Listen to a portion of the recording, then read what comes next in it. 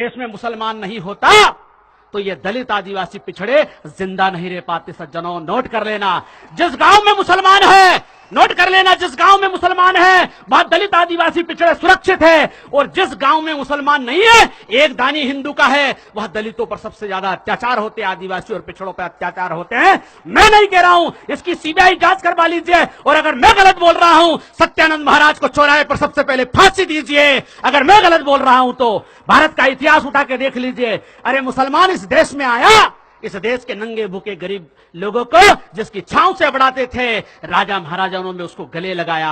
अरे मलिक काफूर जो कहां का रहने वाला था, गुजरात का रहने वाला था, मलिक काफूर भंगी समाज का था। अरे उसके हाथ में तलवार दी, ट्रेनिंग दी, और उसको हिंदुस्तान का बादशाह बनाया। आपको पता है, भंगी समाज का नासरुद्दीन खुसरो, उसको दिल्ली का बादशाह बनाया। ये मुसलमानों ने पूरी मानवता को गले लगाया, उन्हीं मुसलमानों के खिलाफ जहर घोला जा रहा है।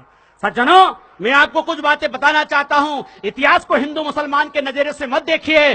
भारत में, हमारे राजस्थान में राजपूत राजा रहे, लेकिन राजपूत राजाओं ने इस देश में राज किया मुसलमानों के साथ मिलकर के। मुसलमानों ने हिंदुओं के साथ मिलकर के राज किया। इतिहास को हिंदू मुसलमान के नजरिए से मत देखिए। हल्दी घाटी का युद्ध हुआ, उसमें राणा प्रताप की तरफ से पठानों ने लड़ाई लड़ी और अकबर की तरफ से राजा मान सिंह ने लड़ाई लड़ी। वो हिंदू थे। आपको पता होना चाहिए कि शिवाजी महाराज को गिरफ्तार करने के लिए राजा मान सिंह गया था, लेकिन शिवाजी महाराज के सबसे अच्छे तीरंदाज, तोपखाने के इंचार्ज और उनके जहाजी बेड़े के नौसेना के इंचार्ज सारे मुसलमान थे। इसलिए सज्जनों, इतिहास को हिंदू और मुसलमान के नजरिए से देखना छोड़ दीजिए। हिंदू और मुसलमान के नजरिए से देखोगे तो आपको कभी भी सही तस्वीर नजर नहीं आएगी। एक दो बात और मैं आपको बीच में कहना चाहता हूं सज्जनों, कि आज इस देश में जो माहौल बनाया जा रहा है कि मुसलमान जब तक नहीं मिटेगा तब तक देश का भला नहीं होगा, ऐसी मानसिकता बनाई जा रही है। और विशेषकर हमारे दलित भाइयों को मुझे बड़ा खुशी हो रही है पॉपुलर फ्रंट के माध्यम से कि आपने इतना बड़ा मजमा इकट्ठा किया। दलित भाइयों, आदिवासी भाइयों के, पिछड़े भाइयों के पास आप जाइए, उनको गले लगाइए, उनको सच्चा रास्ता बताइए। सच क्या है ये बताना पड़ेगा।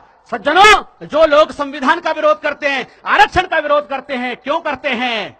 क्योंकि इस देश के दलित और आदिवासी पिछड़ों के गले में हंडी और कमर में झाड़ू लगाने की प्लान चल रही है। लेकिन वो धर्म के नाम पर चल रही है, वो राम राज्य के नाम पर चल रही है, वो इस देश को सज्जनों, इस देश को बर्बाद करने की प्लानिंग है कि मुसलमान से दलित को लड़ा दो, दलित को मुसलमान से लड़ा दो। अभी पिछड़ा वर्ग का जो हमारा आदमी है वो मुसलमान को दुश्मन मानता है, और एक तरफ मानता है वो दलितों को दुश्मन मानता है, आदिवासियों को दुश्मन मानता है। मेरे गुर्जर, सोंदिया, डांगी, यादव पाटीदार को समझाओ कि तुम्हारा हक अधिकार दलितों ने नहीं खाया, मुसलमान ने नहीं खाया। अरे तुम्हारा 52% अगर किसी ने खाया है तो वो जो हिंदू मुसलमान का टेंशन पैदा करके मंडल आयोग की रिपोर्ट को छुपाने का प्रयास किया है, ऐसे पाखंडियों से आपको सावधान रहने की जरूरत है।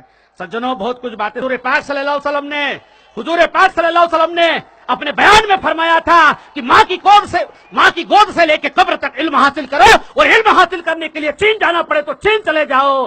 अरे मेरे भाइयों, ऐसी सुन्नत और ऐसी सीरत है मेरे हुजूर पाक सल्लल्लाहु अलैहि वसल्लम की, ऐसी हदीस है। अपनी कौम में लीडर पैदा करो, ज्ञानी पैदा करो, विद्वान पैदा करो, पूरी दुनिया का इल्म हासिल करो, राजनीति का, धर्म का, दर्शन का, मनोविज्ञान का, सारी दुनिया की किताबें पढ़ो। और जब आपके पास इल्म होगा तो इल्म की ताकत से जालिम डरता है। इसलिए सज्जनों, इल्म हासिल करो।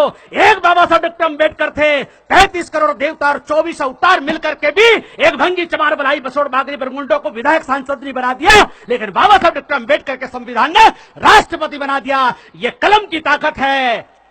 सज्जनों, अंत में सिर्फ ये कहना चाहता हूं, मैंने हिंदू, मुस्लिम, जैन, बौद्ध, पारसी, ईसाई सब धर्मों का अध्ययन किया।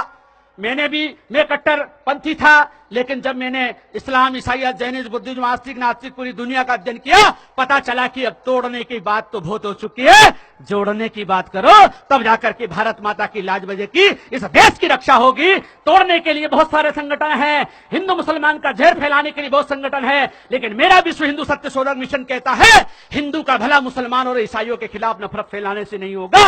हिंदू का भला होगा तो जाति और अंधविश्वास को मिटाने से होगा, और कोई रास्ता नहीं है। इस इसलिए मेरे हिंदू भाइयों, जाति और अंधविश्वास के खिलाफ आंदोलन चलाओगे तो हिंदू का भी भला होगा, मुसलमान का भी भला होगा, पूरे राष्ट्र का भला होगा।